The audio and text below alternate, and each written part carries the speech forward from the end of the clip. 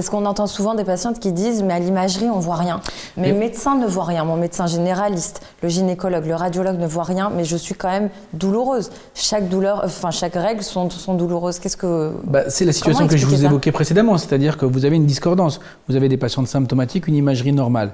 Une imagerie normale chez des patientes douloureuses ne signifie pas qu'il n'y a pas d'endométriose.